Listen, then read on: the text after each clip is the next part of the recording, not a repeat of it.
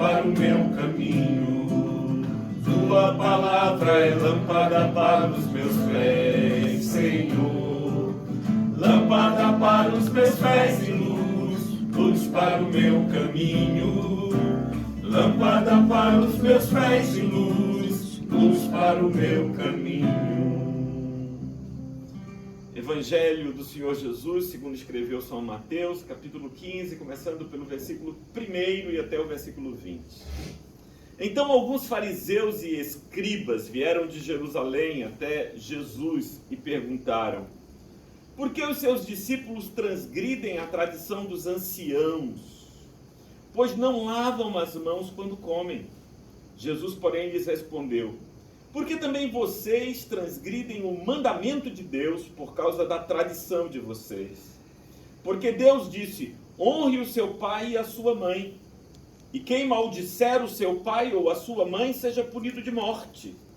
Vocês, porém, dizem que se alguém disser ao seu pai ou à sua mãe: a ajuda que você poderia receber de mim oferta ao Senhor, esse não precisará mais honrar os seus pais. E assim vocês invalidam a palavra de Deus por causa da tradição de vocês. Hipócritas, bem profetizou Isaías a respeito de vocês, dizendo: este povo me honra com os lábios, mas o seu coração está longe de mim. E em vão me adoram, ensinando doutrinas que são preceitos humanos. E convocando a multidão, Jesus disse: escutem e entendam. O que contamina a pessoa não é o que entra pela boca, mas o que sai da boca. Isso sim contamina a pessoa. Então, aproximando-se dele, os discípulos disseram: sabia que os fariseus, ouvindo o que o Senhor disse, ficaram escandalizados? Mas ele respondeu: toda planta que meu Pai Celeste não plantou será arrancada. Esqueçam os fariseus, são cegos, guias de cegos. Ora, se um cego guiar outro cego, ambos cairão no buraco. Então Pedro disse a Jesus: explique-nos esta parábola. Jesus, porém, disse: também vocês ainda não entenderam? Não compreendem que tudo que entra pela boca desce para o estômago e depois é eliminado? Mas o que sai da boca vem do coração, e isto é o que contamina a pessoa. Porque do coração procedem maus pensamentos, homicídios, imoralidade sexual, prostituição, furtos, falsos testemunhos, blasfêmias. São estas as coisas que contaminam a pessoa, mas o comer sem lavar as mãos não a contamina. Evangelho do Senhor, louvado sejas, ó Cristo. Que as palavras dos meus lábios e o meditar do meu coração sejam agradáveis na tua presença, Senhor, rocha minha e redentor meu. Podeis sentar, irmãos.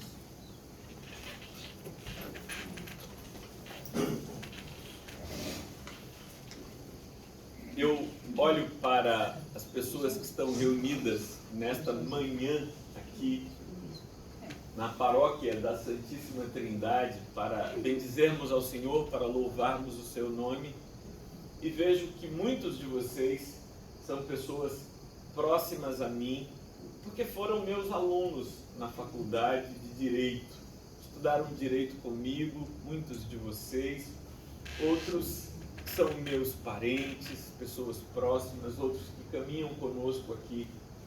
Mas há entre nós um grande número de pessoas com formação jurídica.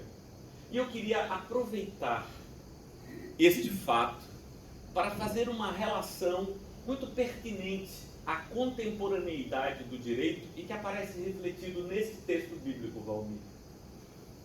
Desde o início, ou meados do século XX, tem-se discutido na teoria geral do direito a diferença entre regras e princípios. As regras são as leis, Norberta, que regem a vida cotidiana. Os princípios são máximas superiores às regras que deveriam orientar a sociedade, tanto na criação de novas regras, e seria o papel fundamentador dos princípios, quanto na interpretação das regras, o papel hermenêutico dos princípios, tanto na integração do ordenamento jurídico, seria esse papel em que os princípios completam as lacunas existentes no ordenamento jurídico. Por que eu estou dizendo isso? Por que tem a ver essa relação entre regras e princípios com o texto que nós acabamos de ler? Jesus estava ali na Galileia. A Galileia era a praia de Jesus. Ele gostava de andar entre as cidades. E a gente encontra ele em Cafarnaum, em Tiberíades, em Nazaré, onde ele passou boa parte da sua vida. Ele é um homem que principalmente caminha e ensina nas cidades à beira do lago de Genezaré, do mar da Galileia. E aí ele estava lá, eu diria assim, Renato, na dele, pregando, ensinando, curando. Quando chegam de Jerusalém, que fica na Judéia, um grupo de observadores, formados por fariseus e escribas. Essas duas palavras, elas não explicam muito bem quem são esses observadores, esses olheiros. Os fariseus eram a seita judaica mais legalista que existia. Imagine que, como acontece entre nós, os cristãos estão divididos em denominações religiosas. Existem batistas, presbiterianos, anglicanos, católicos. Então, há denominações religiosas. Essas denominações fracionavam a comunidade judaica daquela época. O pessoal mais legalista, mais preso às normas, eram exatamente os fariseus. Os fariseus, que hoje virou sinônimo de hipócritas, porque eles de fato tinham feito a dicotomia entre uma fé feita daqui para fora e o que acontece daqui para dentro, e eles estavam preocupadíssimos com essa externalidade da fé, o que aparentava, o que era perceptível aos olhares alheios. Por isso a gente trouxe essa ideia de fariseus e hipócritas como expressões quase sinônimas contemporaneamente. Nos dias de Jesus não era pensado deste modo. Quando a gente pensava em um fariseu, pensava em alguém zeloso pela observância dos mandamentos.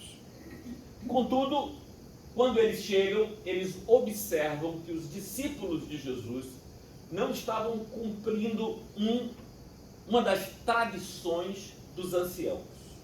E a tradição dos anciãos eram muitas regras, mas a regra que criou a discussão era a regra de só comer depois de cuidadosamente lavar as mãos. Parece uma regra salutar, parece uma regra higiênica de boa natureza. Contudo, a mentalidade é a mentalidade do ser judicante, que está o tempo todo com olhos abertos para censurar, para incriminar, para denunciar. E aí eles percebem, os fariseus e os escribas, Hélio, como você vai lembrar, eram também chamados de doutores da lei. Eram especialistas no comentário da Torá. Escreviam talmudins, tradições. E então ali estavam fariseus e seus escribas, seus doutores da lei, e olham e veem que os discípulos de Jesus estão quebrando a tradição dos anciãos. A palavra tradição é uma palavra latina que significa algo que é entregue de geração a geração. Traditio é entregar, é passar as mãos de alguém. Estão quebrando a tradição dos anciãos porque estão comendo sem lavar as mãos. Aí Jesus disse, pode ser que eles estejam quebrando esta regra que vocês criaram, mas vocês estão quebrando um princípio. Por que vocês não ficam com vergonha, já que vocês têm olhos para perceber que há alguém quebrando uma tradição humana, enquanto vocês estão quebrando um princípio divino? E Jesus imediatamente lança nos olhos deles qual foi o princípio divino que eles estavam quebrando. O princípio divino é aquele que está presente nos 10 mandamentos, Levítico capítulo 20, honra teu pai e a tua mãe. A palavra honrar, Gabriel, não significa respeitar, não significa pedir a bênção, é muito mais que isso. Honrar é cuidar de pai e mãe. Aqui, com uma dimensão pragmática, é sustentar seu pai e a sua mãe na velhice deles. Tanto é assim, Ana, que o mandamento tem uma promessa. O mandamento diz: honra teu pai e a tua mãe, para que se prolonguem os teus dias sobre a terra que o Senhor teu Deus te dá. A lógica é a seguinte: se você cuidar do seu pai e da sua mãe, eles não vão ter que trabalhar quando se tornarem idosos. Bora, como você cuida deles, como você os sustenta, eles não têm que trabalhar quando se tornarem idosos. E ao fazer isto, você ensina a seus filhos como se tratam os mais velhos. E aí os seus filhos vão ver você honrando seu pai e sua mãe, e também eles te honrarão. E assim a tua expectativa de vida se prolongará, porque criamos a cultura de idosos mantidos por seus filhos. E aí Jesus diz: vocês quebram um princípio divino, que é honrar pai e mãe, e vocês criaram um negócio chamado Corban, Norberto, que é uma coisa que parece piedosa, mas é horripilante em sua natureza essencial. O que é Corban? Corban é o seguinte: o cara chegava no templo em Jerusalém e diz assim, culto público: eu dou em vida todos os meus bens ao Senhor Yahvé. A partir de agora, tudo que eu tenho é dele. Eu permaneço como usufrutuário destes bens, mas tudo quanto eu tenho é de Deus. Lindo, não é não? Parabéns, que homem santo, que homem piedoso, doou todos os seus bens em vida. E como ele fez isso, aí ele vem o pai ou a mãe pedindo ajuda. E aí o que é que ele diz ao pai e à mãe? Não posso ajudar, já dei tudo que eu tinha a Deus. E Jesus tem uma exclamação aqui, diz: hipócritas! Vocês criam um negócio aí que te autoriza a quebrar um princípio divino de honrar pai e mãe.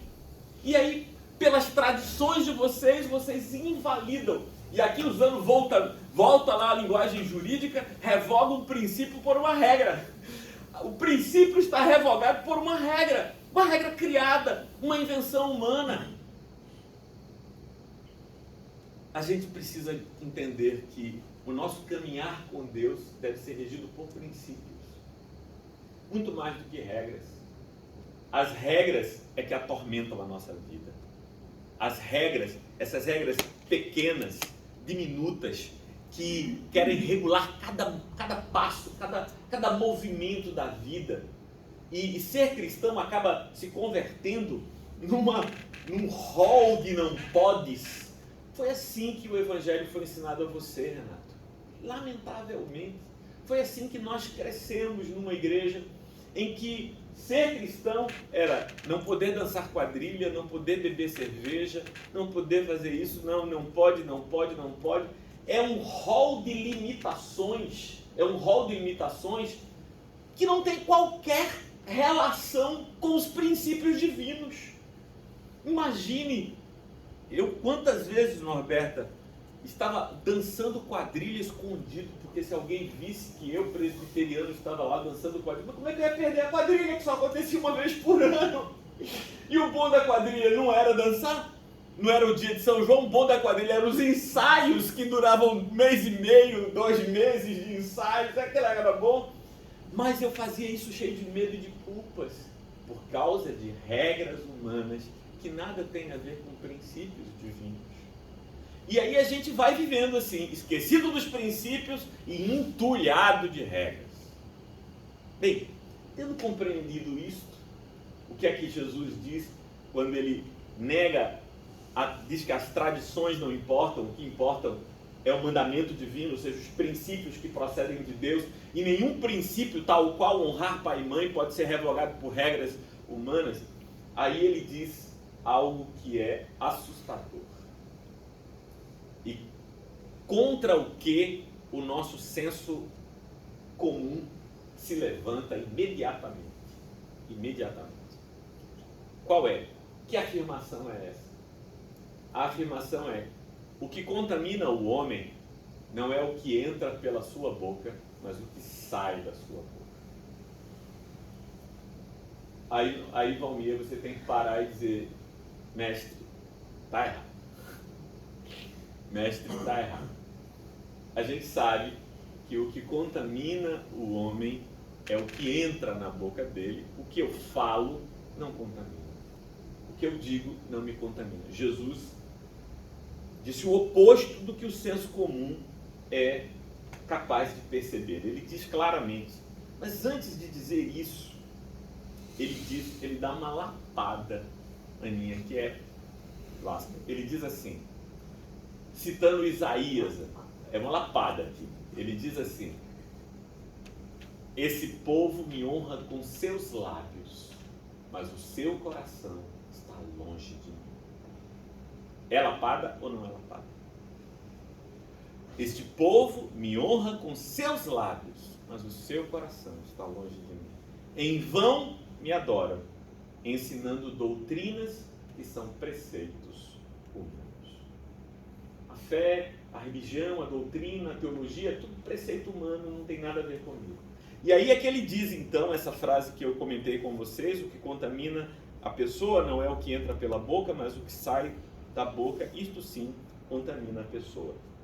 Ora, fiquem em paz, meus irmãos, se vocês não entenderam essa frase de Jesus, porque os discípulos dele também não entenderam. Os discípulos dele também não entenderam. Tanto que Pedro, que frequentemente é porta-voz dos discípulos, chega para Jesus, o versículo 15. Então Pedro disse a Jesus: explica-nos esta parábola. Jesus, porém, disse: também vocês ainda não entenderam? E aí, aqui eu quero parar e tentar fazer com que a gente entenda. Jesus diz claramente: o que entra pela boca desce para o estômago e depois é eliminado. Esta não é a contaminação que eu devo temer. Pode haver contaminações ali. Eu posso pegar uma infecção intestinal, porque comi alguma coisa, fiquei traumatizado, Karina. Uma coisa de sei lá quantos anos atrás, a gente tomou aquele caldo de cana no centro da cidade. Foi fatal. Não foi fatal, né? Não foi fatal, é verdade, é verdade. Foi brabo, né? 3 dias tentando me recuperar depois disso. Bom, é claro que o que eu como, o que eu bebo, o que entra pela boca e desce para o estômago, isto tem potencial de me contaminar. Mas o que Jesus quer chamar a atenção é que esta não é a contaminação que conta, não é a pior contaminação, não é a mais grave contaminação. A mais grave contaminação, o que de fato nós devemos temer, o que de fato nós devemos cuidar, é a contaminação daquilo que sai do coração, se transforma em pensamento, e do pensamento vira expressão. Esse é o cuidado. É aqui o lugar essencial da asepsia, da purificação, da limpeza. Não é o que está muito preocupado aí em lavar as mãos antes de comer, porque os judeus, como meus avós, comiam com as mãos. É uma minha? Eu talvez não lembro. Minha tem umas amnésias assim, desses tempos mais difíceis. Mas eu me lembro claramente, a minha avó materna comia com a mão. Fazia lá bolinho de feijão com farinha e ia comendo ali com a mão. Os judeus comiam com as mãos. Então era por isso que essa preocupação toda em lavar as mãos, né, antes de comer. Claro, a gente ainda hoje come com a mão, a gente pega o sanduíche, bota na boca e tal. Mas o que Jesus está dizendo é que a grande preocupação que a gente deve ter são com as contaminações que estão em nosso coração. O que é que está no nosso coração? Porque Jesus disse é que daí procedem. Do coração procedem. É como se o coração da gente fosse uma fonte a jorrar coisas para a vida e para a morte, para o bem e para o mal. O coração, que é a sede dos sentimentos, está produzindo continuamente coisas boas e mais. Eu deveria ter o cuidado, Norberta, de não permitir que prolifere em mim os maus sentimentos. Não deixar que se instalem em mim os maus sentimentos. Não permitir que se crie uma cultura de maus sentimentos em meu coração. Porque esses maus sentimentos darão à luz a maus pensamentos que produzirão mais palavras, que se converterão em mais ações, que tornam-se hábitos e me levam à vida infernal. Bem, é isto que Jesus está dizendo. Que o grande problema não é o que entra pela boca, mas o que sai pela boca. É isso que contamina o homem. É isso que contamina o ser humano, é isso que contamina a pessoa. Então, vamos começar agora, nesse momento, uma sessão de purificação de corações. Eu quero que você procure 4 bactérias, 4 males que podem ter se instalado em seu coração. Se tiver, tenta tirar isso. Eu vou explicar depois como. Porque estas coisas, elas são destrutivas e contaminadoras, levam a doenças graves. A primeira bactéria é a bactéria da mágoa, do ressentimento. Você ficar machucado por alguém, você ser magoado por alguém, traumatizado por um comportamento alheio, isso é coisa da vida. Isso acontece na vida. Uma coisa é ser machucado, outra coisa é cultivar a mágoa. A gente cultiva a mágoa, Ana, quando a gente se debruça sobre o sentimento e esse sentimento vira uma cultura. Cultura, Renato, no sentido de cultivo.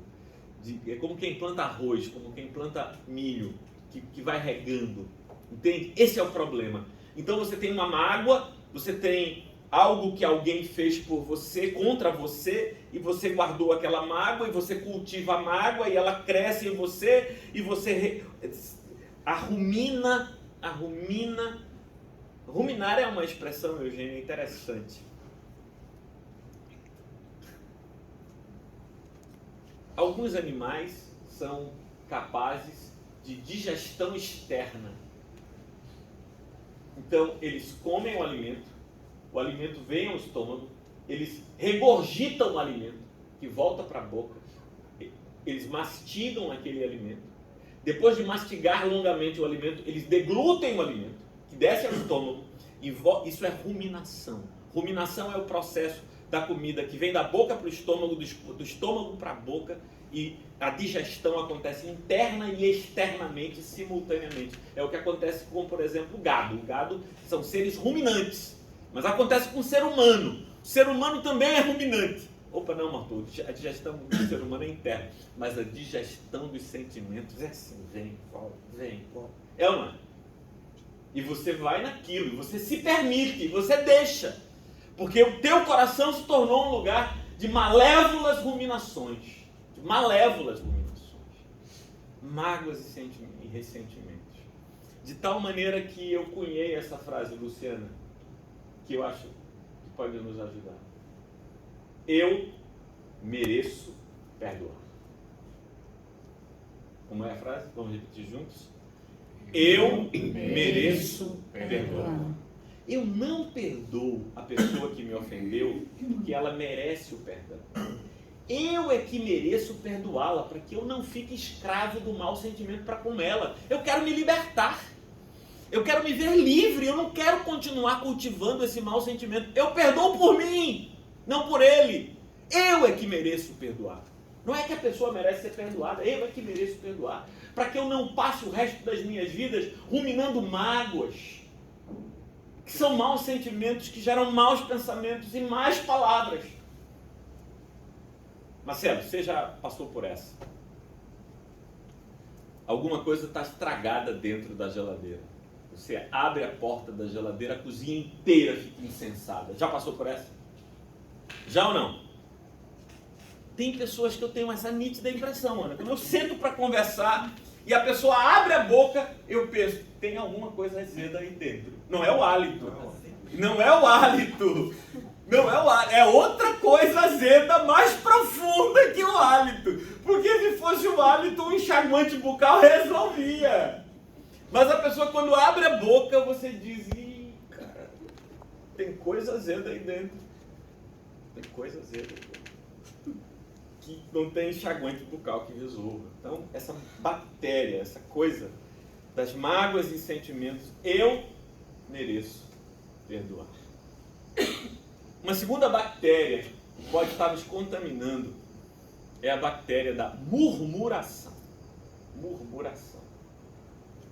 A murmuração, que é esse hábito de maldizer silenciosamente o outro, em que eu queixo-me continuamente da vida, da minha própria experiência vital e queixo-me dos circunstantes. Já conheceram pessoas para quem nada e ninguém presta?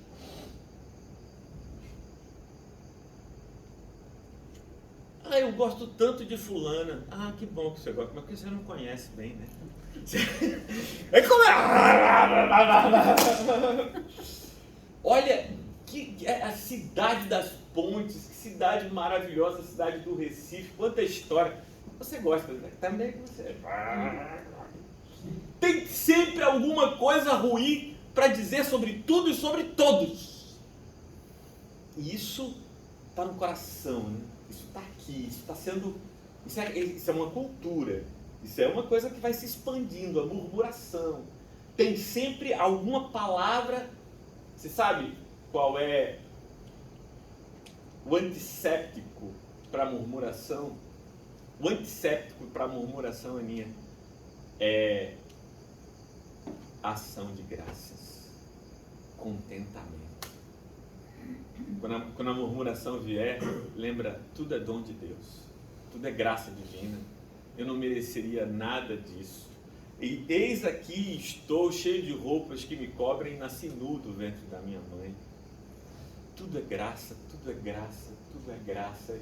E eu estou contente com aquilo que o Senhor me deu, e onde eu estou, e o lugar que eu vivo, e as pessoas que me cercam, a bondade em seus corações, a beleza em seus semblantes. Louvado seja o nome do Senhor. Então, lidar com a murmuração com o antisséptico da ação de graças. Assim como eu lido com o mal da mágoa e do ressentimento com o antisséptico do perdão. Tasca nisso, porque é isso que contamina a vida. Percebe que não tem caldo de cana que produza mais malefícios do que ressentimento, mágoa e murmuração? Que em 3, 4 dias passa, né, cara? Espero que sim, né? A gente espera que sim. Então a gente precisa lutar contra essas bactérias. Uma terceira que eu queria mencionar é a cobiça. A cobiça. A palavra cobiça não é desejar. Cobiça não é desejar o que eu não tenho. Cobiça não é desejar o que eu não tenho. Claro que a vida naturalmente nos conduz a desejar coisas que não temos. E desejo é próprio de que seja do que não tem, porque o que você tem já não deseja. Isso era a frase louca de Friedrich Nietzsche, que desceu no meu coração como um tormento, hein, Gabriel? A frase de Nietzsche disse a você, em alguma das nossas aulas, por que o cara ensina a introdução ao estudo de direito e cita Nietzsche? Sei lá. Eu sinto que dá vontade de citar. Mas Nietzsche dizia que a posse é o túmulo do desejo. A posse é o túmulo do desejo. Frase terrível. Né? Porque você deseja até possuir. Quando você possui, você não deseja mais. Quando você possui. Mas a cobiça não é o desejo do que eu não tenho. A cobiça é a disposição de passar por cima de tudo e de todos para ter o que eu não tenho. A cobiça é a relativização dos valores para poder alcançar o que se deseja. Neste momento, já não é um desejo, mas a subordinação de si mesmo ao desejo que se tem. Percebem a diferença entre desejo e cobiça? Porque desejo, minha amiga, todos nós vamos ter. A gente passa numa vitrine e vê uma roupa. Queria comprar. Talvez eu junte uma grana e venha aqui comprar. Isso é desejo. Desejo é saudável, é legítimo. Cobiça é o desejo que nos subordina, que relativiza em nós nossos valores, porque nós queremos aquilo. Nós estamos dispostos a negociar tudo para alcançar aquilo que cobiçamos. Por isso, a cobiça soa para mim como um humor patológico, como um humor doentio, como um movimento da alma que é doente. Contra a cobiça, vale o antisséptico do contentamento. E eu talvez pudesse falar dessa expressãozinha latina tão presente entre os estoicos, que é o amor fati. O amor fati, cara, já falei muitas vezes a você sobre amor fati, não é? Amor fati, que é algo que nasce com o movimento do estoicismo, que começa na Grécia e desemboca em Roma, e tem em Epiteto, Marco Aurélio, figuras emblemáticas, né, do estoicismo. O amor fati é amar a vida tal como ela se dá, tal como ela é. Esta expressão latina, amor fati, é exatamente o que Paulo quer dizer com a palavra contentamento. E aí, Marcelo, eu quero lembrar a você aquela frase dificílima de São Paulo. São Paulo colocou a vara lá em cima. Como é que chama aqueles quando a gente salta em altura? Sarrafo. Colocou o sarrafo lá em cima, porque ele jogou pesado. Ele disse: tendo o que comer e o que vestir, estejais contentes. Botou para quebrar, hein? Subiu o sarrafo lá, colocou lá em cima. O que é que ele diz? Tendo o que comer e o que vestir, estejais contentes. Querendo dizer com isso que nós não deveríamos ter a nossa vida tracionada por cobiças, por desejos, mas a gente devia ter um contentamento. Tenho o que vestir, tenho o que comer, dá-me contentamento, Senhor, alegria, para que a minha vida não seja destruída pela cobiça do que não pode nunca me fazer feliz. Lembro de Salomão dizendo no livro de Provérbios que o ser entregue à cobiça é como um louco que tenta encher um saco furado. Vou correr atrás do que eu desejo. Vou jogar. E quem está satisfeito? Ninguém, porque você não consegue. Se o saco está furado, você nunca vai enchê-lo. Assim também o cobiçoso nunca se sentirá satisfeito. Pega o Elon Musk aí dizendo: perdi 7 milhões de dólares e tal. Isso é uma coisa terrível e triste, porque perdeu 7 milhões de dólares. Não significa nada da fortuna. A própria fortuna já não significa nada. É porque o que é que agrega a um ser humano o seu segundo bilhão de dólares? O que é que agrega a vida do ser humano o seu segundo? O que é que ele comprou agora que ele não comprava antes? Então as pessoas estão correndo, insatisfeitas, cobiças. E aí, dispostas, né? E dispostas a relativizar valores para ter algo a mais poder, mais dinheiro, mais influência. E a gente vê o tempo todo pessoas que são entregues a escândalos terríveis, riquíssimos, porque criaram em si a cultura da cobiça e nunca conheceram o antisséptico do contentamento. Queria terminar a quarta bactéria, que é a bactéria do ódio. Do ódio. Ódio. Há uma diferença entre ira e ódio. A ira é a irritação natural que surge em meu coração da provocação ou da ofensa feita. Não tem ninguém aqui que tenha tal ataraxia, né, tal controle das emoções, que diga, podem dizer o que quiserem dizer de mim, falar o que quiserem falar a mim, eu jamais ficarei irado. É por isso que a palavra de Deus diz assim, não se ponha o sol sobre a vossa ira. Quer dizer, não é para que você não fique irado, você vai ficar irado, mas não vai dormir com a ira. Você não vai deixar que a ira se aninhe em sua mente.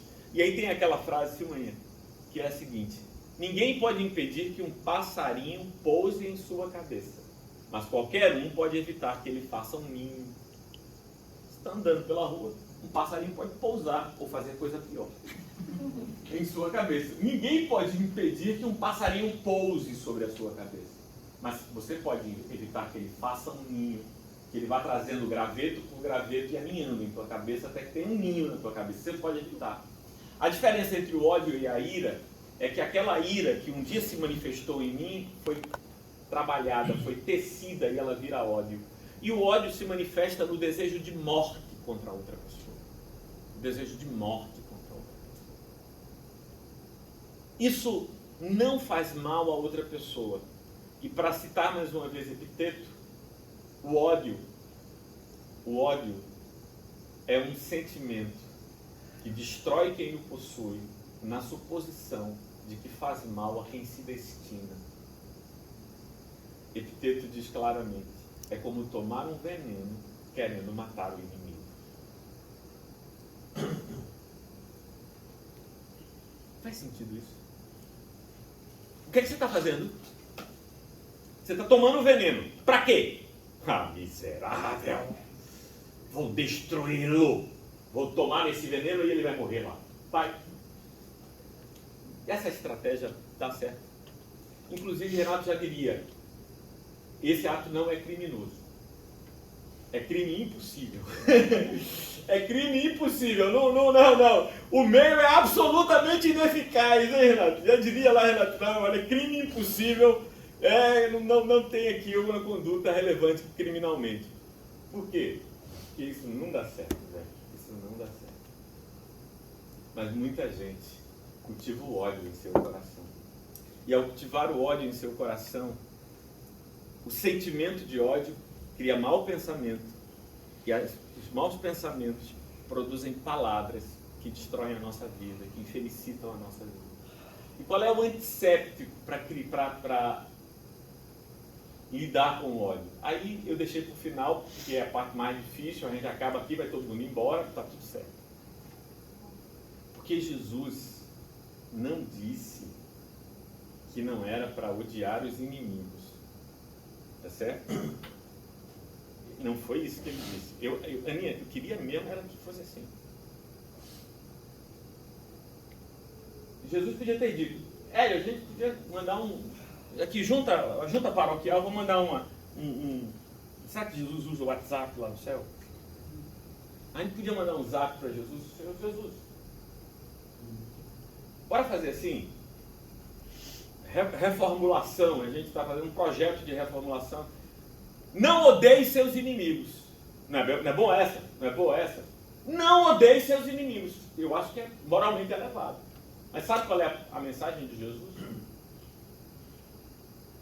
Giovana, sabe qual é a mensagem de Jesus? Ame os seus inimigos. Abençoe o que lhes amaldiçoa. Aí pegou. Sabe por quê? Porque não odiar os inimigos deixa o coração neutro. Amar os inimigos purifica e santifica nosso coração. Não somente não aninhar o ódio, é estabelecer como locus essencial de minha vida o amor. E não há em mim espaço para não amar, nem mesmo os inimigos. Hei de ser só amor, e todos os que encontrarem e se aproximarem de mim, hão de sentir, emanando de minha boca, o bom perfume de Cristo, o hálito do amor. Eu não sei se você já teve essa experiência. Chegar perto de alguém e sentir uma energia dessa pessoa. E sentir algo que é pacificador dentro de você. E só a presença dessa pessoa, eu fico impressionado, Luciana, quando eu leio as histórias. Marcelo, Jonathan Edwards pregando. Jonathan Edwards era um homem tão cheio do Espírito Santo, tão cheio do Espírito Santo. Enquanto o culto estava rolando e Edwards estava sentado antes de pregar, o quebrantamento começava, velho. Quebrantamento começava, porque a presença de Jonathan Edwards, que era um homem pequenininho, que lia mal, assim, com muita dificuldade, mas era um pregador, que era um trovão divino. A mera presença de Edwards já trazia essa paz. Eu fico imaginando Mahatma Gandhi, como a presença de Gandhi devia ser de uma autoridade, de uma força extraordinária, né? E a vocação divina para nós é que sejamos assim. Não apenas seres desprovidos de ódio, seres inundados de amor. E aí, o que vai sair da nossa boca serão rios de graça e glória a se manifestar. Vamos ficar de pé?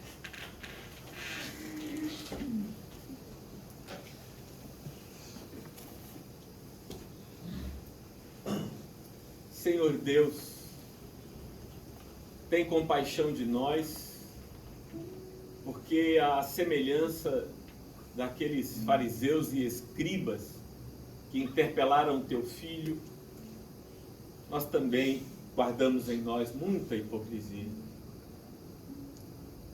Muitas vezes somos atores a interpretar papéis bem distantes da realidade de quem somos. Mas aqui estamos nós dispostos à conversão, Senhor. Dispostos à salvação.